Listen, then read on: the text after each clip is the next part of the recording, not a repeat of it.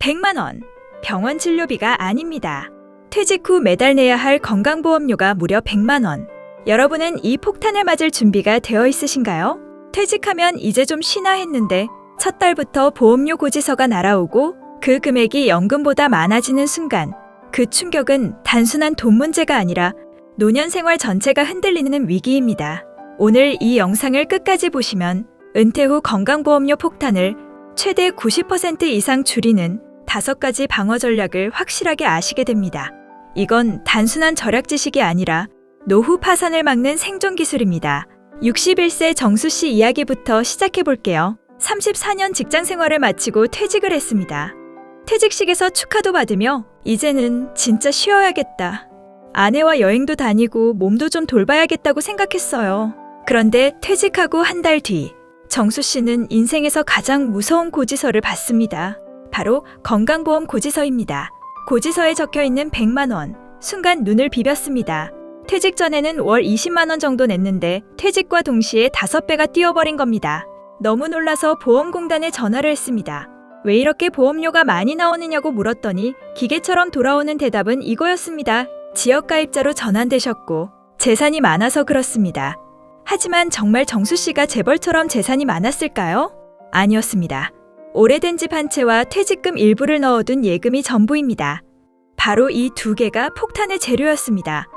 그리고 결정적으로 퇴직 후 2개월 안에 신청해야 하는 임의 계속 가입 신청을 몰랐던 겁니다. 단 이 신청 하나만 했어도 100만 원이 아니라 10만 원대 보험료를 계속 유지할 수 있었는데 그걸 몰라서 놓친 거였죠. 정수 씨는 자신이 너무 한심하다며 자책했습니다.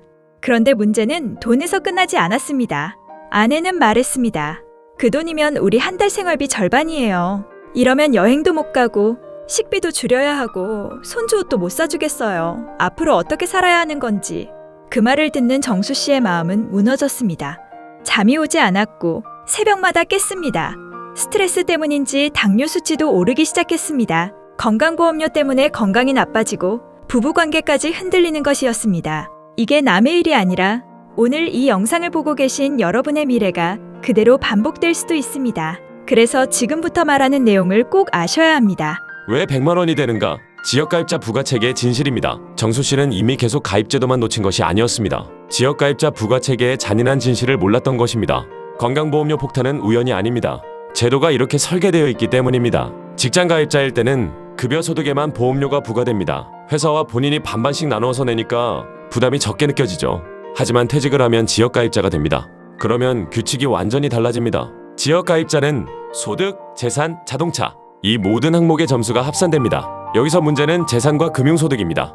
지역가입자는 재산세 과세표준의 100%가 반영됩니다. 예를 들어 과세표준이 3억이면 3억이 반영됩니다. 서울 기준 시세 10억 원짜리 아파트라면 과표가 약 5억 원을 넘을 수 있습니다. 여기에 배우자의 금융소득까지 합쳐지니 부가점수가 4,800점에 육박했던 것입니다. 금융소득도 100% 반영됩니다. 정수 씨처럼 퇴직금으로 넣어둔 이자나 배당소득은 사업소득과 마찬가지로 100% 소득으로 반영됩니다. 반면 근로소득과 연금소득은 50%만 반영됩니다. 즉, 월 300만 원의 연금소득을 받는 사람보다 월 300만 원의 금융소득을 받는 사람이 보험료를 훨씬 더 많이 냅니다. 퇴직금 일부를 예금이나 펀드에 넣어두면 금융소득이 잡혀서 점수가 더 폭증합니다. 정수 씨가 받은 100만 원, 100만 원은 과장이 아니라 이 원리 그대로 적용되어 생긴 결과였습니다. 더 무서운 건 피부양자 상실 기준입니다. 배우자나 자녀의 건강보험에 피부양자로 들어가 있던 분들도 소득기준과 재산기준 2가지 중 하나라도 초과하면 바로 지역가입자로 떨어집니다. 소득기준은 연간소득 2천만 원 초과입니다. 퇴직금, 일시금, 국민연금, 금융소득이 모두 합산됩니다. 특히 연금은 50%만 반영되지만 여기에 금융소득이 조금이라도 있다면 2천만 원을 넘기기 쉽습니다. 재산기준은 재산세 과세표준액 기준 5억 4천만 원 초과입니다. 물론 여기에 1억 원 공제가 되지만 시세로 환산하면 중산층도 충분히 넘어갈 수 있는 금액입니다. 이 2가지를 놓친다면 정수 씨처럼 100만 원 고지서를 받는 것입니다.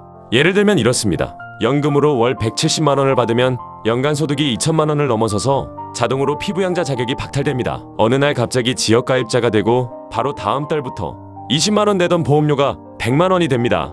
이게 실제로 엄청나게 자주 벌어지는 일입니다. 퇴직은 단순히 회사를 그만두는 게 아니라 보험료 부가체계가 완전히 바뀌는 거대한 전환점입니다. 이 구조를 모르면 폭탄을 피해갈 수가 없습니다.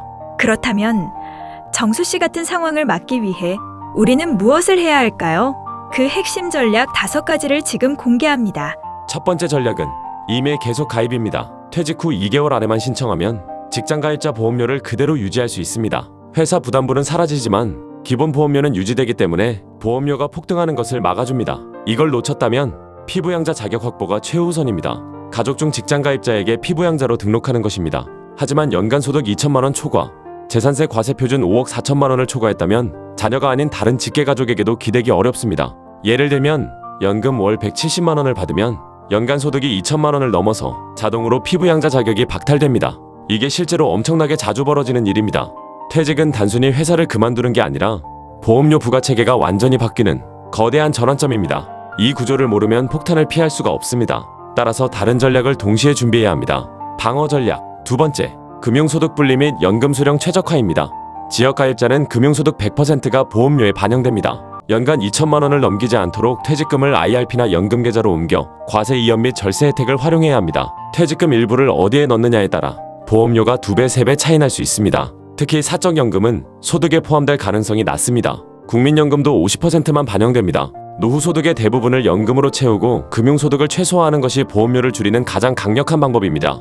세 번째 전략, 재산공제제도 활용입니다. 지역가입자의 재산에 대한 공제가 2023년부터 1억 원으로 확대되었습니다. 주택, 토지 등 재산세 과세 표준에서 1억 원을 먼저 제외하고 남은 금액에 점수가 부과됩니다. 별도의 신청 없이 자동으로 적용되지만 고지서를 받아 반드시 확인해야 합니다. 실거주 주택이라면 특히 유리합니다. 자동차도 4천만 원 미만은 아예 부과 대상에서 제외됩니다.